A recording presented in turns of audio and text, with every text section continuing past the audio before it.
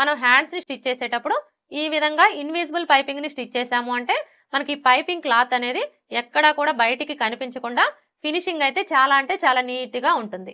Customer blouses అనుకోండి, ఇలా stitch చేయడం వల్ల మనం మనీ కూడా ఎక్కువ తీసుకోవచ్చు.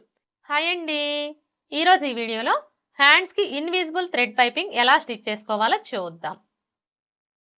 ముందుగా మనం ఏ కలర్ క్లాత్తో అయితే పైపింగ్ స్టిచ్ చేసుకోవాలి అనుకుంటున్నామో ఆ కలర్ క్లాత్ని తీసుకొని ఈ విధంగా 1 ఇంచి వెడల్పుతోటి మీరు స్ట్రైట్ పీస్ అయినా తీసుకోవచ్చు, లేదంటే క్రాస్ పీస్ అయినా తీసుకోవచ్చు. ఎలా తీసుకున్నా కూడా ప్రాబ్లం ఏమీ లేదండి. ఇక్కడ నేనైతే క్రాస్ పీసే తీసుకున్నాను. ఇప్పుడు ఫస్ట్ అయితే మనం పైపింగ్ని రెడీ చేసుకోవాలి.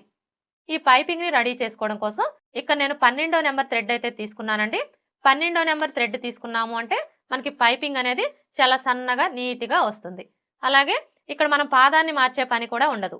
అంటే ఈ నార్మల్ పాదంతోనే ఈ థ్రెడ్ పైపింగ్ని ఈజీగా స్టిచ్ చేసుకోవచ్చు. ఒకవేళ మీరు లావుగా ఉండే థ్రెడ్ తీసుకున్నారనుకోండి, అప్పుడు ఏమవుతుందంటే మనం ఈ నార్మల్ పాదంతో స్టిచ్ చేయడం కుదరదనమాట. ఖచ్చితంగా 1 సైడ్ పాదం అయితే సెట్ చేసుకొని స్టిచ్ చేసుకోవాలి. ఇప్పుడు ఈ థ్రెడ్ని తీసుకొని క్లాత్కి మధ్యలో ఈ విధంగా పెట్టేసుకొని ఇలా ఫోల్డ్ చేసుకోవాలి. ఇలా ఫోల్డ్ చేసుకొని ఇక్కడ నుంచి స్టార్ట్ చేసుకొని థ్రెడ్ పక్కనే స్టిచ్ చేసుకోవాలి. చూడండి, మీరు ఇలా స్టిచ్ చేసుకునేటప్పుడు క్లాత్ని కొంచెం ఇలా లాగినట్లుగా పట్టుకుంటూ స్టిచ్ చేసుకోండి.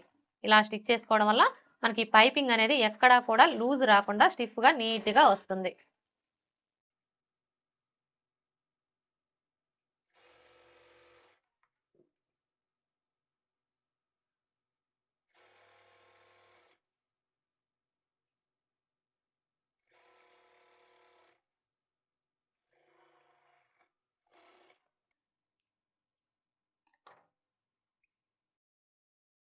ఇలా స్టిచ్ చేసుకున్న తర్వాత ఇప్పుడు మనకి ఈ పైపింగ్ వెడల్పు వచ్చేసి 1/4 ఇంచి ఉండేలా చూసుకొని ఈ ఎక్స్ట్రా క్లాత్ని కట్ చేసుకోవాలి. అంటే మనం హ్యాండ్స్ని కట్ చేసుకునేటప్పుడు కింది వైపున ఖర్చు కోసం ఎంత మార్జిన్ అయితే వదులుతామో ఈ పైపింగ్ కూడా అంతే వెడల్పు ఉండేలా చూసుకొని ఈ ఎక్స్ట్రా క్లాత్ని కట్ చేసుకోవాలి.